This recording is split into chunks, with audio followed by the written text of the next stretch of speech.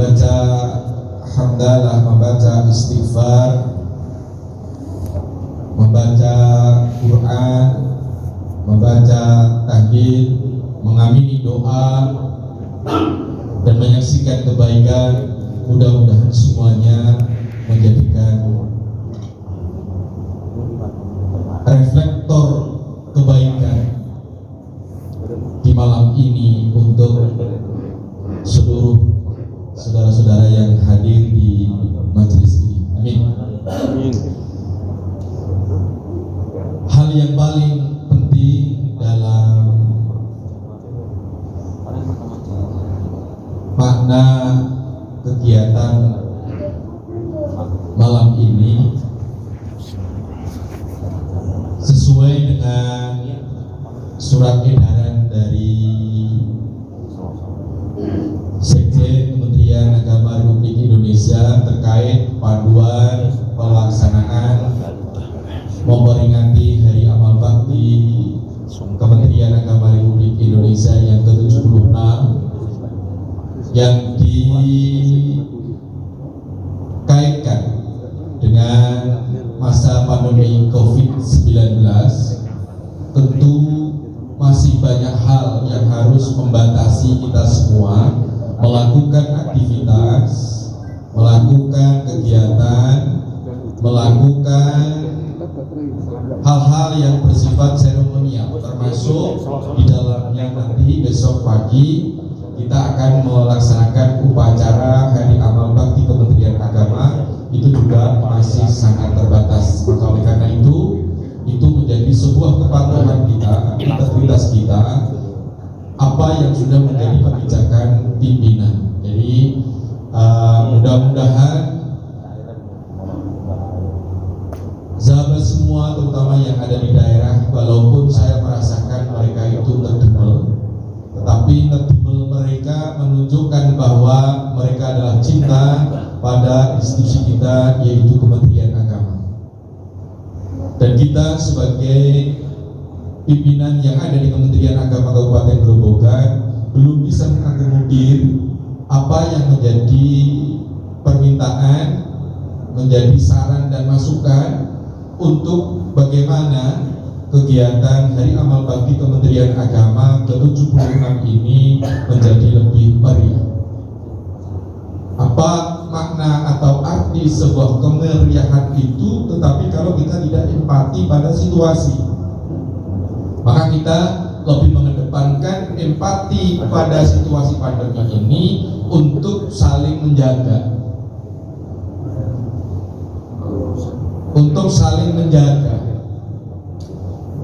baik itu menjaga secara perasaan,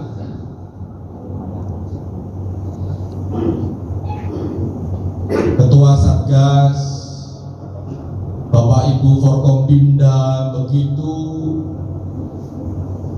giat dan semangat bagaimana untuk mengantisipasi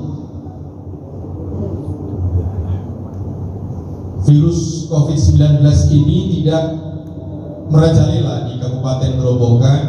Dan lebih-lebih bersamaan dengan kegiatan ini, akhir libur Nataru, dikhawatirkan ada jenis virus baru Omikron.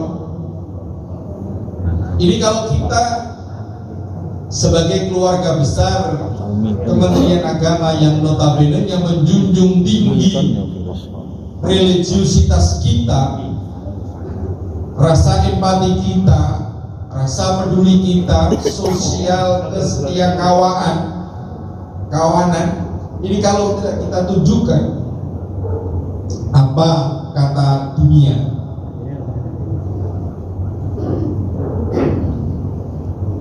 Walaupun sebenarnya kita merindukan kegiatan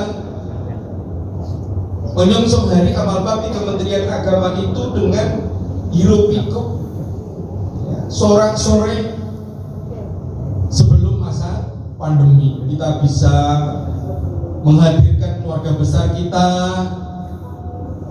untuk mungkin jalan santai, mungkin melakukan lomba-lomba yang tidak terbatas pada satu lingkup kecil saja.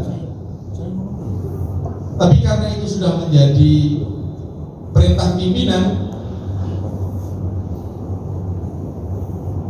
yang surat edarannya ditandatangani oleh Pak Sekjen, maka kita yang ada di jajaran yang paling bawah harus siap untuk mematuhi dan siap untuk mengamankan dan siap untuk melaksanakan.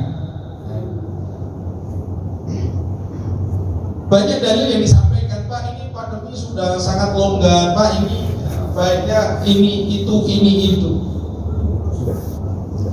itu menurut sampean, tapi menurut kacamata kebijakan pimpinan yang ada di pusat dan di wilayah, itu yang harus kita amankan dan harus kita patuhi dan harus kita jalani. Maka sekali lagi melalui perwakilan panjenengan, ya, saya selaku orang yang dituakan di kantor Kementerian Agama Kabupaten Grobogan belum bisa mengakomodir apa yang menjadi kehendak, apa yang menjadi masukan, apa yang menjadi usulan agar menyongsong Hari Amal Bakti Kementerian Agama itu melakukan hal-hal yang bisa mendatangkan kerumunan. Menghadiri saja tidak boleh, apalagi sampai melaksanakan, menghadirkan yang mengakibatkan menjadi kerumunan, itu nanti akan menjadi persoalan tersendiri.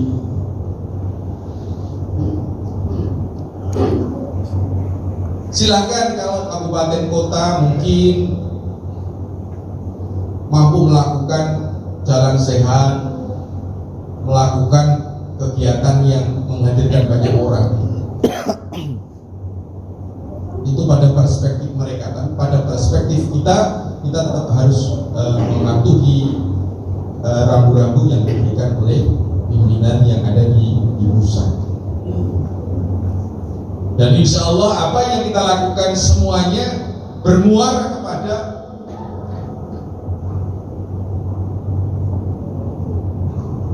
refleksi kecintaan kita kepada institusi kita yang telah memberikan yang terbaik untuk kita.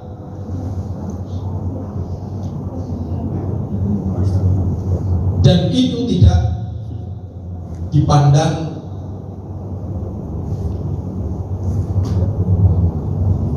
harus begini, harus begitu. Tetapi semua sudah saya lihat, ya, saya dengar, dan saya buktikan sendiri dengan mata kepala saya. Niatan semuanya adalah bersama-sama untuk bagaimana kita memeriahkan, memperingati Hari Amal Bakti Kementerian Agama yang ke-76 ini dalam situasi masa pandemi. Insya Allah nanti kalau di tahun-tahun ke depan, ya, pandemi sudah hilang, dan mudah-mudahan harus hilang. Mudah-mudahan serasa diperpanjang lagi, sehingga kita nanti mulai besok Senin kita sudah full 5 hari kerja. Mengapa demikian? Ini sejalan juga dengan mutu Hari Amal Bakti Kementerian Agama ke-76 adalah meningkatkan atau optimalisasi transformasi pelayanan umat. Dan saya berharap pada seluruh pimpinan yang ada di Satker maupun yang ada di unit kerja di 2022, saya akan meminta pertanggungjawaban panjenengan menunjukkan kinerja, menciptakan sebuah aplikasi yang bisa membuktikan optimalisasi transformasi pelayanan umat atau pelayanan publik. Ini nanti akan menjadi tolok ukur atau indikator kinerja. Jadi Ibu Perencana berencana nanti yang membuat konsep kontrak kerja. Salah satu indikator yang dimasukkan seluruh pejabat untuk bisa di 2022 nanti mewujudkan sebuah sistem aplikasi optimalisasi pelayanan publik atau pelayanan umat. Dan ini nanti akan menjadi tolok ukur saya untuk bisa menandatangani DP3 2022. Ini bukan ancaman. Saya juga diberi warning oleh Pak Kakanwil. Pak Kakanwil diberi warning oleh Pak Sekjen. Pak Sekjen bersama Eselon 1 diberi warning oleh Gus Menteri. Nah ini bawah harus seperti itu. Dan itu juga sejalan dengan di 2022 Kementerian Agama Kabupaten Grobogan akan memasuki era kontrak zona integritas.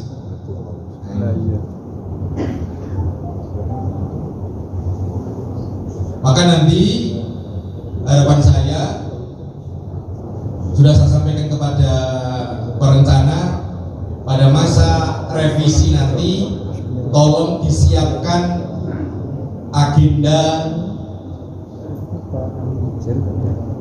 studi tiru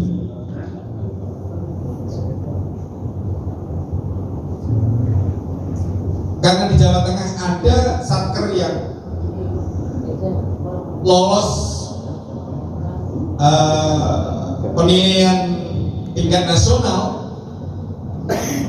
Nanti kita tidak usah jauh-jauh, cukup nanti kita di Salatiga. Nah, nanti.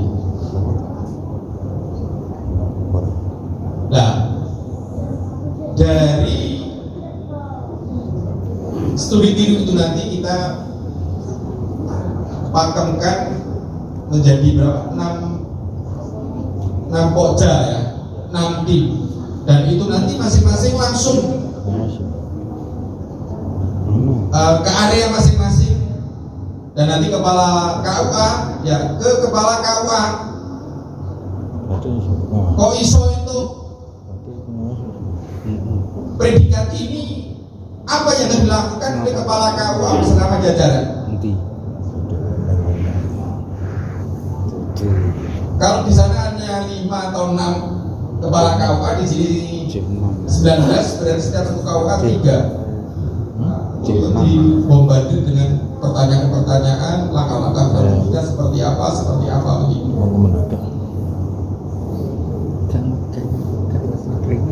Kemudian sebar baru dalam satu majelis kita lakukan refleksi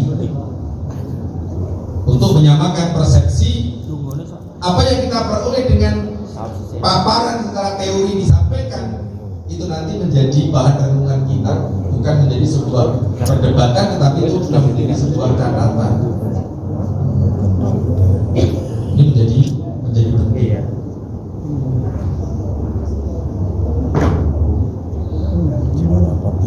Bapak Ibu yang saya hormati, kembali kepada persoalan pada malam ini kita mau merefleksi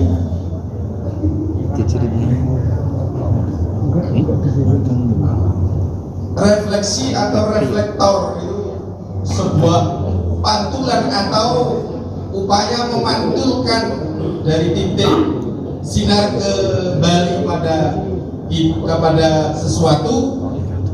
Artinya dalam perjalanan kita Kementerian Agama yang pada usia 76 tahun tentu banyak dinamika yang Bapak Ibu ketahui dan Bapak Ibu baca dan Bapak Ibu dengar.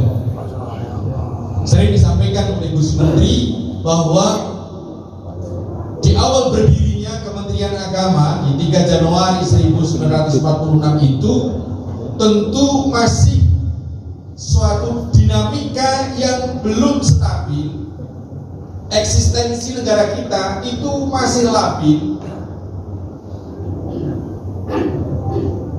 Situasi kerukunan dan persatuan rakyat Indonesia atau bangsa Indonesia yang notabene-nya terdiri dari sekian ribu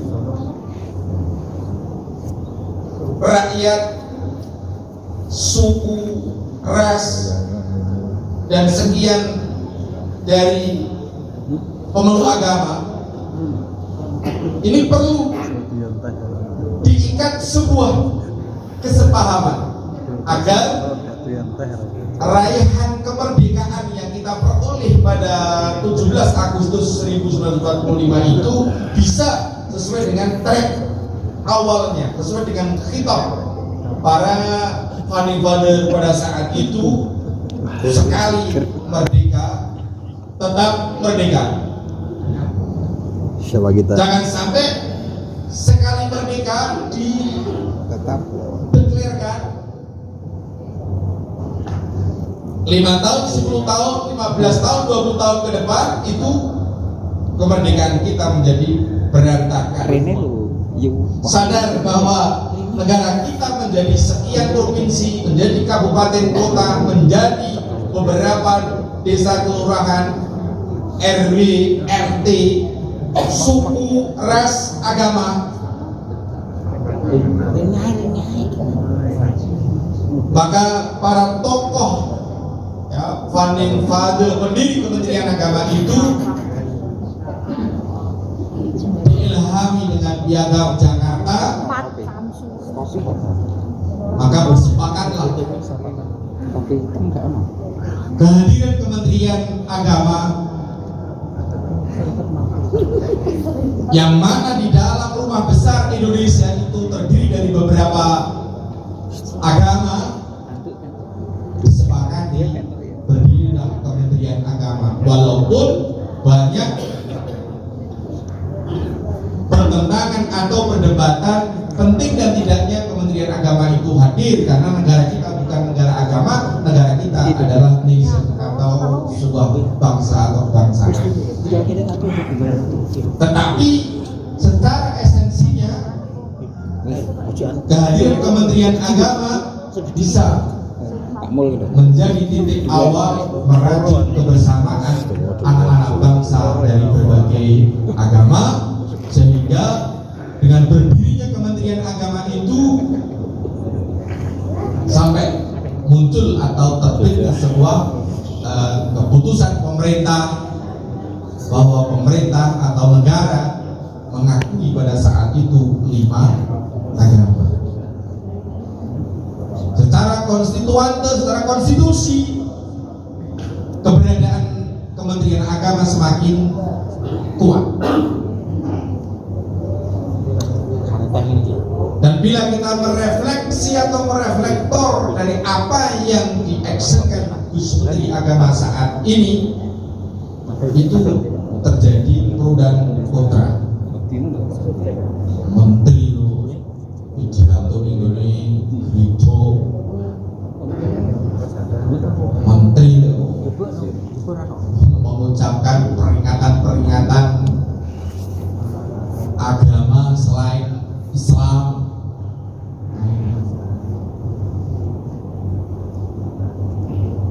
Di berhadapan bangsa Indonesia yang notabene-nya memiliki perspektif pemahaman yang berbeda, itu disadari oleh Menteri Agama. Maka secara konsekuen dan konsisten, politik kebangsaan yang dimiliki oleh Gus Menteri itu tetap kekeh dan tetap kuat, walaupun itu mendapat badai kritikan, badai tanggapan, tapi dalam perspektif kebangsaan itu yang harus dibangun. Seorang pejabat Kementerian Agama yang menjadi rumah besar agama-agama yang ada di Indonesia, sehingga pada awal beliau menjabat menteri, salah satu program nasional yang sangat kuat dan tidak asing bagi kita adalah revitalisasi KUA. Ini akan memberikan penguatan bahwa Kementerian Agama sampai ke level daerah itu akan memberikan pelayanan kepada umat beragama yang tanda kutip dua bukan Islam saja. Walaupun pada hakikatnya fakta yang ada di daerah KUA itu notabene-nya mayoritas pejabat dan pelayannya adalah umat Islam. Nah, ini dibangun oleh Pak Menteri. Nah, sementara bagaimana aplikasinya, implementasinya, actionnya dari revitalisasi KUA itu, yang juga saya masih samar-samar ini. Jadi japlaknya KUA itu dibintek ke Jakarta, ke wilayah bolak-balik, termasuk KUA-nya. Tapi Pak Kasihnya belum pernah, apalagi kakaknya. Ini orang sering browsing atau nyimpen literatur ya malah beras rasa mengikuti manual revitalisasi ya plakatur itu ditakoni. Maka kita perlu mendedikasikan pikiran kita, kemampuan kita untuk menangkap apa yang menjadi kebijakan-kebijakan pimpinan. Jadi sampai saya ini masih meraba-raba. Dan saya masih ingat itu waktu menerima DIPA 2022 itu instruksi kepada Kepala Satker begitu nanti masuk di tahun anggaran segera lakukan action, segera lakukan akselerasi dan segera lakukan belanja khususnya modal, karena dengan tiga hal itu akan membantu geliatnya perekonomian. Itu perspektif pemerintah. Nah, perspektif Kementerian Agama yang ada urusannya dengan revitalisasi itu seperti apa? Nah, sudahkah tergambar di RKKL atau di DIPA di 2022? Saya itu kalau sudah di meja saya tumpuk-tumpuk dari perencana itu suruh tanda tangan, tak delok ngongkoni cili-cili gitu ya. Mual gede-gede ngapain apa seperti apa kasih kalau sing mengimplementasikan. Jadi harapan kita di 2022 nanti, harapan pemerintah, harapan Gus Menteri, harapan Pak Kakanwil, DIPA itu ada skema-skema yang bisa mendukung program pemulihan ekonomi, yang bisa mendukung program revitalisasi KUA, dan bisa mendukung program transformasi digital. Dan di 2022 ada pencanangan baru oleh Gus Menteri adalah tahun toleransi. Nah, ini nek ublek-ublek RKKL-nya itu nanti gimana? Nyuruh itu pembekalan. Pikir-pikir ini.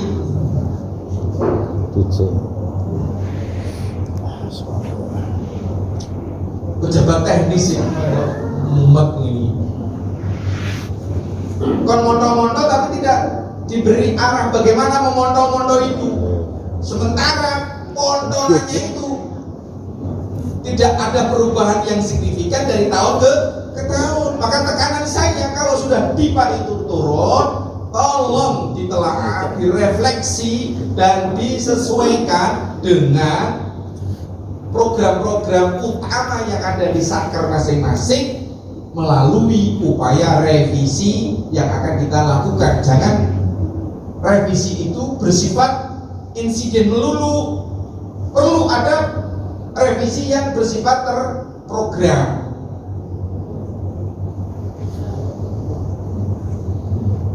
Ini menjadi juga catatan kita semua.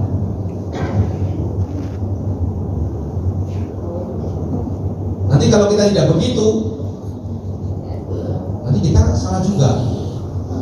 Belum ada penguatan program moderasi beragama. Nah ini, wah ini mana-mana ini di kabupaten kota se-Indonesia ini sudah berlomba-lomba menciptakan game bagaimana moderasi beragama di daerah itu terjadi. Nah ini sih untuk Toro Kabeh Kendal sama Grobogan ini. Di saat ada pelatihan fasilitator moderasi beragama, Grobogan dan Kendal dikirim ke Jakarta menyelesaikan tugas akhir di Klakpi. Kemarin juga sudah diinformasikan, Pak Im sama Pak Mahrus milih di Kalimantan apa milih di Aceh atau milih kemana nanti kalau di Bintek? Ke luar negeri sekalian Pak. Soalnya Bapak kan belum. Iya saya memang belum. Karena tugas fasilitator moderasi beragama itu lebih dulu tugas dari pimpinan saya untuk mengikuti di Kaltim 3. Oh lah apa mau di Surabaya, mau di Medan, mau di mana, karena itu ada undangan. Saya siap karena itu menjadi tanggung jawab kepala kantor harus menjadi fasilitator. Nah, tahun ini nanti kalau saya belum punya sertifikat fasilitator moderasi beragama, kalau melaksanakan kegiatan ya harus bon pinjam kabupaten kota sebelah, mungkin Blora, mungkin Padi, Demak, Boyolali. Ini coraku ya anu yang sing ko Solo 3 sisan tidak narasumber. Menjadi media suara moderasi. Sampai rasa mulai kayak mana hotel briefing tim zona integritas. Jadi tiap kali kebetulan kenal baik itu sama Mas Taufik itu waktu masih menjadi kasih apa di Kanwil, kasih apa? Oh iya, nah itu ini menjadi penting. Maka oleh karena itu nanti siap-siap nanti secara bertahap penandatanganan perkim sudah disiapkan oleh Bapak Ibu perencana. Bapak Ibu yang saya hormati, kembali pada persoalan refleksi dari amal bati Kementerian Agama. Tadi sudah saya sampaikan bahwa eksistensi Kementerian Agama itu menjadi rumah besar umat beragama. Bagaimana tuntutan negara terhadap ASN Kementerian Agama? ASN Kementerian Agama harus menjadi duta moderasi beragama.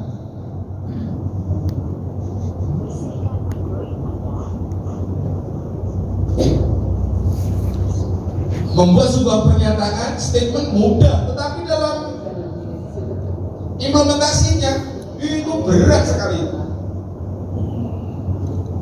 Di saat acara lepas penandatanganan perkim, ya. Apa itu waktu di aula yang terakhir itu dilakukan itu diinstruksikan seluruh kepala kantor harus monitoring evaluasi persiapan Natal.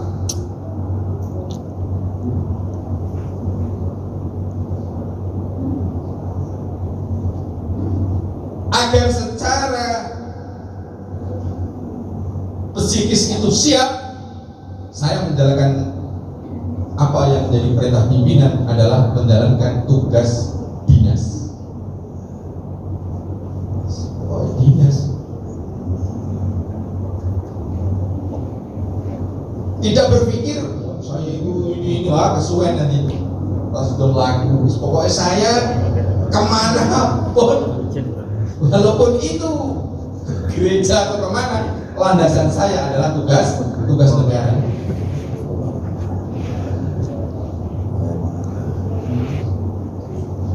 Sehingga kemarin di tanggal 24 itu seluruh kakak Kemenak membuat laporan.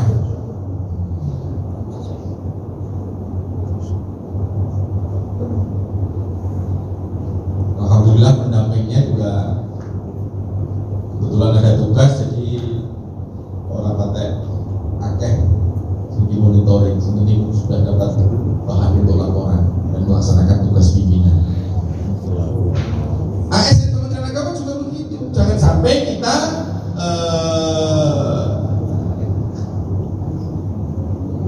mendiskriminasi dalam memberikan pelayanan.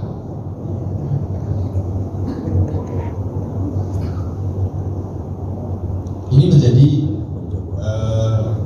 satu permintaan dari Gus Menteri.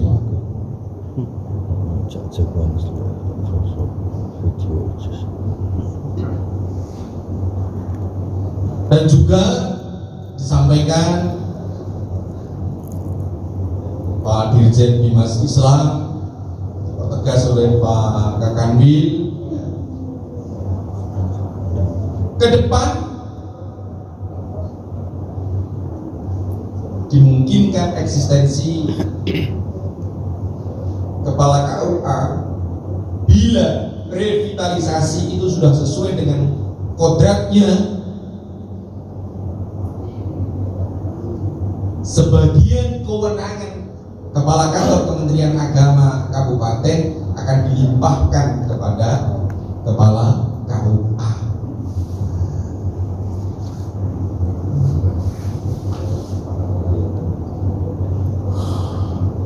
Dan kita tidak boleh berpikir terus nanti tugasnya ngopo akan kemana. Wes itu rasa dipikir, orang usah diangan-angan saya di mundak orang ngerti titik kemudian malah sutris. Apa yang menjadi pernyataan pimpinan pada saat ini menjadi refleksi kita, dan bagaimana nantinya akan menjadi apa itu urusannya pimpinan, dan pimpinan nanti akan membuat kebijakan dan itu diwujudkan menjadi sebuah aturan, dan aturan itu kita harus melaksanakan. Itu begitu saja. Cek kok apa jadi koyok sing saiki menjadi koordinator apa korwil, ya wis wallahu a'lam, wis manut wae karo sing mengambil kebijakan.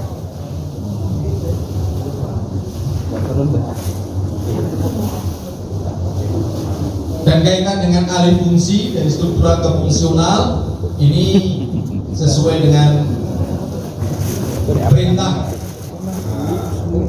Gus Menteri. Seluruh kasih tingkat wilayah ini sudah menjadi pejabat fungsional. Dan kalau Pak Mendagri paling akhir kemarin tanggal 30 Desember, Pak Mendagri juga begitu. Desember kemarin menjadi akhir itu Bupati Wali Kota melantik para pejabat administrasi menjadi pejabat fungsional. Pokoknya diikuti saja nanti apa yang menjadi. Kok 1 tahun ke depan, 2 tahun ke depan kakak Kemenak menjadi fungsional, ya itu yang terbaik, ya kita harus patuhi gitu. Tapi untuk sementara kabupaten kota masih aman. Pak kasih penyelenggara masih struktural. Moga disambi. Aku rasa bayangin nanti kasih itu terus akan Kemenak jadi fungsional, berarti nek ngurus ketoknya duit ya yo ora memperpendek birokrasi tapi akan memperbulet birokrasi. Jadi apa yang tekan kanwil loh. Nah ini semoga kita berintegritas dan berloyalitas. Apa yang menjadi keputusan pimpinan itu menjadi keputusan yang terbaik untuk kepentingan bangsa dan negara. Yang paling akhir, dengan Hari Amal Bakti Kementerian Agama yang ke-76, 76 itu angka yang sudah sangat sepuh. Mudah-mudahan nilai-nilai kesepuhan dari institusi Kementerian Agama ini menjadi refleksi kita dalam memberikan pelayanan kepada umat atau pada masyarakat. Senajan mudah menghadapi umat memberikan pelayanan, ya kudu menunjukkan gaya style orang yang usia 76. Wah, ya wanan. Pak Pur itu masih muda, tetapi memberikan penjelasan, memberikan penerangan kepada orang yang memberi pelayanan walaupun itu usianya sudah tua. Pak Pur juga harus bisa menjadi tua. Karena kita sudah 76 tahun gitu. Wah, Mas. Tapi kalau sudah lepas dari dinas boleh menjadi 0 lagi. Jadi ikatan kita di situ. Ini konsekuensi menjadi seorang KSN. Meskipun lali duit kejunang konsep. Jadi harapan kita tentu keramahan, ya, asah-asih asuh dalam transformasi pelayanan publik itu harus menjadi refleksi kita di dalam Hari Amal Bakti Kementerian Agama yang ke-76, dan mudah-mudahan kita yang ada di kantor keluarga besar kantor Kementerian Agama Kabupaten Grobogan akan selalu senantiasa berupaya dan berikhtiar menunjukkan bagaimana memberikan pelayanan yang ramah, ya, yang bisa memberikan kepuasan kepada masyarakat sehingga masyarakat itu akan menjadi jatuh hati kepada aparatur sipil negara yang ada di Kementerian Agama Kabupaten Grobogan. Dan mudah-mudahan di Hari Amal Bakti Kementerian Agama yang ke-76 kita masuk pada tahun 2022 itu akan menjadi inspirasi yang luar biasa bagaimana kita menjaga dan berharap agar ke depan kita optimis bisa memberikan yang terbaik kepada masyarakat yang kita layani. Saya kira itu yang dapat kami sampaikan. Kurang lebihnya mohon maaf. Wal afu minkum wallahul muwaffiq ila aqwamit thoriq. Wassalamualaikum warahmatullahi wabarakatuh. Waalaikumsalam warahmatullahi wabarakatuh.